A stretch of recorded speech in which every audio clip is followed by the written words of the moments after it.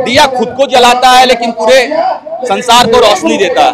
ये समाज वही है। ये अपने आप को इतना जला चुके हैं या रोशनी दे चुके हैं कि अब बुझने के कगार पे आ रही है चीजें। सरकार क्या चाहती है? दलित वर्ग के लोग हैं, अनुसूचित जाति वर्ग के लोग हैं, वो जीवन भर सफाई करते रहे। ठेकेदारी प्रथा के माध्यम से, एजेंसी के माध्यम से 6,000 रुपया, आज के डेट में 6,000 रुपया में ये अपने घर परिवार चलाएंगे, बच्चों को पढ़ाएंगे कि अपने बच्चों को आगे भविष्य में बनाने के लिए IAS और IPS और डिप्टी कलेक्टर बनाएंगे।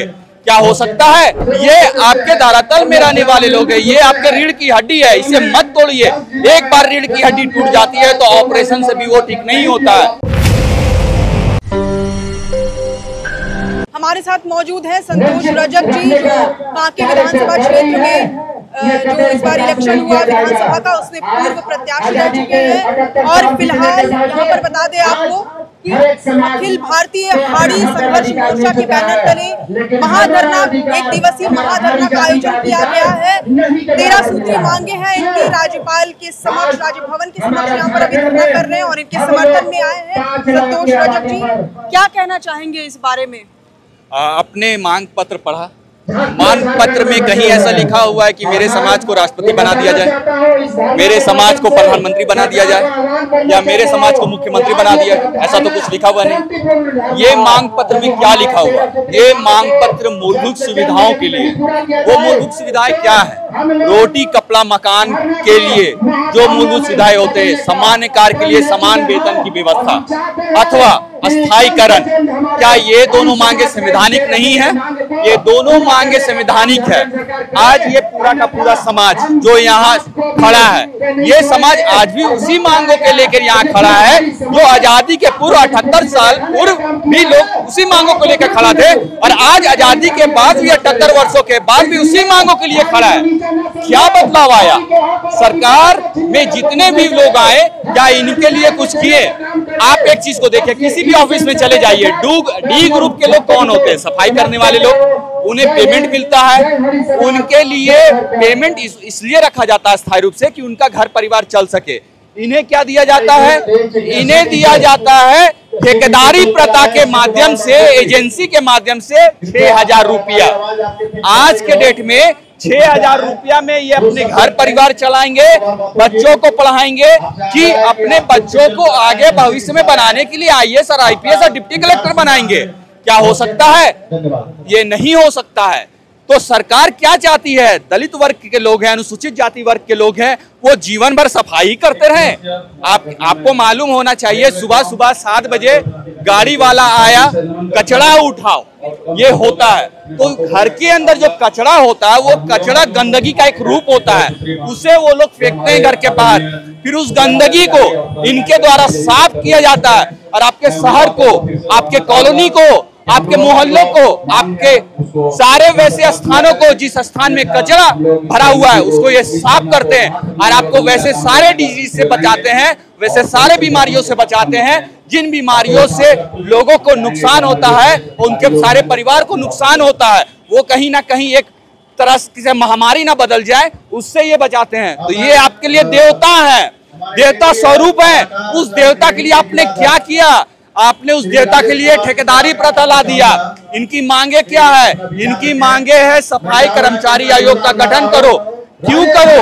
क्योंकि जब सरकार नहीं सुनती है तो वो उनके पास जाएंगे और उनसे पूछेंगे कि सर हमारी मांगे कौन सुनेगा, तो वो सरकार को फिर त्वरित कार्रवाई हेतु पत्र लिखेंगे, कार्रवाई करवाएंगे। तो ये सारी के सारे संवैधानिक मांगों हेतु आज ये यहाँ खड़े हैं। मैं बस इतना ही बोलना चाहूंगा, आज एक समाज यहाँ खड़ा है, आने वाला कल में अगर इनकी मांगे पूरी नहीं हुई तो संपूर्ण अनुसूचित जाति समाज इनके साथ खड़ा रहेगा और साथ में झाड़ू चलाएगा। और वो झाड़ू की सफाई के कारण कहीं कोई सरकार की सफाई ना हो जाए, ये आप देख लीजिएगा। साथ ही साथ मैं ये भी बोलना चाहूंगा, अगर इनकी मांगे मान ली गई तो पूरा का पूरा अनुसूचित जाति समाज आपसे हाथ जोड़ के धन्यवाद करेगा, आभार प्रकट करेगा कि आपने दलितों की राजनीति नहीं किया, आपने दलितों के लिए सही काम किया है। इनकी मांगे आप खुद देखिए, आज की इस समय में सामान्य कार्य की समान वेतन की व्यवस्था आज से 78 वर्ष पूर्व संविधान में बाबा साहब के द्वारा दे दी गई थी, आर्टिकल 46 के द्वारा। लेकिन क्या ये मांगे पूरी हो रही है? नहीं हो रही है। जब आप संविधान की मांगे नहीं मान रही है, आप चाहते हैं क्या कि ये हमेशा कचरा उठाए, इनका आने वाला कल भी कचरा उठाए? क्या ये अधिकारी इनके बच्चे नहीं बने? इनके आने वाला कल इनका सही ढंग से खान पान, रोटी कपड़ा मकान सही ढंग से नहीं कर पाए? अगर आप ये चाहते हैं तो इनकी बातें मत मानिए।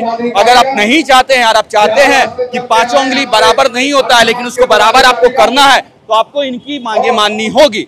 यदि मांगे नहीं माना गया तो अन्यथा ऐसे भी सड़क पे हैं, रोज सड़क पे रहेंगे, कहीं ना कहीं आंदोलन के लिए भी सड़क पे आ जाएंगे। और जब सड़क पे आंदोलन के लिए आएंगे तो मान के चलिए पूरा रांची बदबूदार हो जाएगा। बगल में बदबू कैसे हो रहा है? एक जगह कचरा महक रहा है तो पूरा बदबू हो रहा है। तो कहीं अगर 5 दिन कचरा नहीं उखड़ता है तो हाहाकार मच जाता है। तो वो हाहाकार मचाने वाले ये लोग हैं, और ये अपने एसी रूम में बैठ के श्रम नहीं करते हैं, ये सड़क में रह के श्रम करते हैं। तो ये इन्हें किसी चीज के खोने का डर नहीं है, इन्हें केवल अपना हक और अधिकार चाहिए। और उस अधिकार के लिए जो भी आगे आएगा उनके लिए ये आभार व्यक्त करेंगे, और जो उसके समक्ष आएगा उनके समक्ष ये खड़ा हो जाएंगे।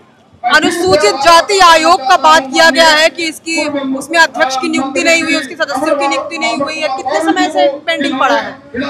ये लगभग 6 वर्षों से पेंडिंग पड़ा हुआ है। और इस चीज को मान के चला जाए कि आने वाला कल अगर अनुसूचित जाति आयोग का गठन नहीं किया गया तो ये जितने लोग हैं, क्योंकि अनुसूचित जाति आयोग का गठन क्यों मांग किया जा रहा है? जब थाना इनकी बात नहीं सुनता है, इनकी बात प्रशासन नहीं सुनता है, तो ये अपने आयोग के पास जाएंगे, आयोग फिर उनको तलब करेगा। आयोग के डर से हो सकता है इनका काम किया जाए, हमारा काम किया जाए। इसीलिए ये अनुसूचित जाति आयोग की मांग, इससे भी पूर्व 5 दिन पहले हम लोगों ने ये धरना दिया था, वहां भी हम लोगों ने महामहिम को ज्ञापन दिया। अनुसूचित जाति आयोग अन्य भी कई 16-17 सूत्री मांगों के साथ, ये सभी लोगों का एक समान मांग क्यों है? क्योंकि मान के चलिए धरातल पर प्रशासन हमारी मांगे नहीं सुन रही है, तब ना हम मांग कर रहे हैं, और हम संवैधानिक मांग कर रहे हैं। आपके पास हर तरह का आयोग है, अल्पसंख्यक आयोग है, गौ आयोग है, युवा आयोग है, हर तरह का आयोग है, लेकिन आपके पास सुव्यवस्थित रूप से एक अच्छा व्यक्ति या 5-6 व्यक्ति अनुसूचित जाति आयोग चलाने के लिए नहीं है क्या पूरे झारखंड में? झारखंड सरकार में जो वित्त मंत्री हैं राधाकृष्ण किशोर जी, जो खुद एससी समाज से आते हैं, उन्होंने हाल के समय में मांग उठाई थी। उन्होंने कहा था कि बहुत पिछड़े हुए हैं एससी समाज के लोग झारखंड में, उनके लिए उन्होंने आयोग की मांग की थी। कैसे देख पाते हैं इसको? हम लोग सारे के सारे अनुसूचित जाति समाज के लोग और अनुसूचित जाति अखिल भारतीय अनुसूचित जाति सम्मेलन समिति के सारे लोगों ने उनका आभार प्रकट किया, और दिल से हम सभी लोगों ने उनका धन्यवाद किया कि सरकार में रहकर सरकार ही हमारी बातों को रख रही है। और ऐसे नेता हमारे बीच हैं। एक नेता यहाँ बैठे हुए हैं, सड़क में हमारी लड़ाई लड़ रहे हैं, एक नेता सदन में हमारी लड़ाई लड़ने के लिए तैयार है। मेरा कहने का तात्पर्य यह है कि इन समाज को देखने वाला कौन है? अगर इन समाज को देखने वाला उनके ही नेता नहीं रहेंगे तो फिर कौन देखेगा? आप खुद देखिए ना, ये क्या मांग कर रहे हैं, आप खुद देखिए। ये कहीं भी लग रहा है कि एसी रूम में कार्य करने वाले लोग हैं, ये आपके धरातल में रहने वाले लोग हैं, ये आपके रीढ़ की हड्डी है, इसे मत तोड़िए। एक बार रीढ़ की हड्डी टूट जाती है तो ऑपरेशन से भी वो ठीक नहीं होता है, अन्यथा आप इसे पूरी तरह से स्वस्थ कर दीजिए, नहीं तो पूरा का पूरा समाज आंदोलन रहित रहेगा। जो अभी वर्तमान सरकार है हेमंत सोरेन की सरकार, उसमें लगातार कहा जाता है कि हम आदिवासियों की सरकार है, हम बहुजनों की सरकार है। क्या वो जमीनी स्तर पर नहीं दिखाई दे रहा? हम इस वक्तव्य का बहुत बहुत स्वागत करते हैं और धन्यवाद भी देते हैं कि उनके द्वारा वक्तव्य दिया जाता है, लेकिन कभी कभी क्या होता है कि सरकार तक धरातल की बातें नहीं पहुंच पाती है। तो हम लोग आपके माध्यम से पहुंचाना चाहते हैं कि धरातल पर हमारी स्थिति क्या है। सरकार से हमारी मांग है कि हमारी जितनी भी संवैधानिक मांग है उसे कृपया करके आपके माध्यम से सरकार को, माननीय मुख्यमंत्री हेमंत जी को हम लोग ये संज्ञान में देना चाहते हैं कि सर हमारी मांगों को माना जाए, हमारे लोगों की मांगों को माना जाए, हम आपके जीवन भर आभारी रहेंगे। कांके जिस विधानसभा से आप ताल्लुक रखते हैं, वहाँ फिलहाल अभी सुरेश बैठा जी विधायक हैं कांग्रेस से, उन्होंने भी हाल के समय में राधाकृष्ण किशोर के साथ कुछ बातें कही थी, उनके पिछड़ेपन की बातें कही थी, एससी समाज के पिछड़ेपन की बातें कही थी। कैसे उसको देखिए, हम उन सभी लड़ाई, एक राजनीतिक लड़ाई एक अलग होती है आपके चुनाव के दौरान, लेकिन जब चुनाव के पश्चात आप इस चीज को देखिएगा कि जो भी व्यक्ति वहां जीत कर विधानसभा जाता है उन्हें समाज के साथ रहना होगा, और जो भी व्यक्ति समाज के साथ रहेगा हम उनका स्वागत करते हैं, अभिनंदन करते हैं, क्योंकि आपको आखिरकार उन्हीं के बातों को रखने के लिए वहां जाना है, समाज की बातों को रखने का आना, अपने विधानसभा के लोगों की बातों को रखने जाना है। यदि आप उन्हें ही उपेक्षित कीजिएगा तो कैसे चलेगा।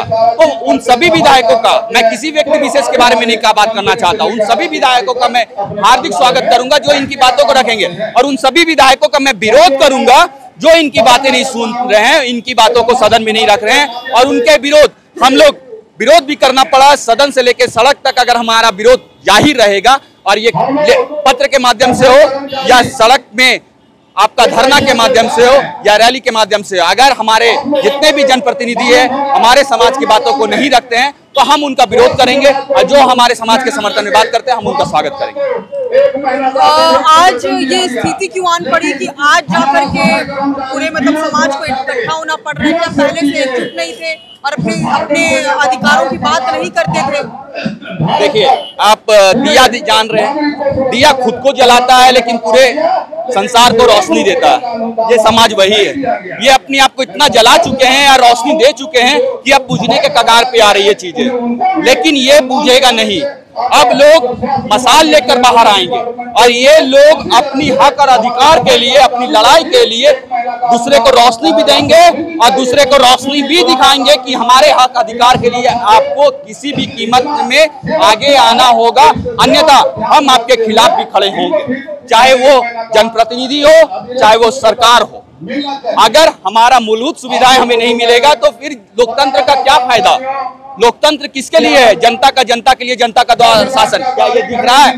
क्या ये एसी रूम में बैठने वाले जनता है? नहीं, ये संघर्षशील जनता है। तो मैं आपके माध्यम से अनुरोध करना चाहूंगा कि संपूर्ण जो जनता है, जो संघर्षशील जनता है, जो सड़क में आपके लिए काम कर रहे हैं, उनकी मांगों को, जायज मांग है, उनको मांगों को आपको मानना होगा।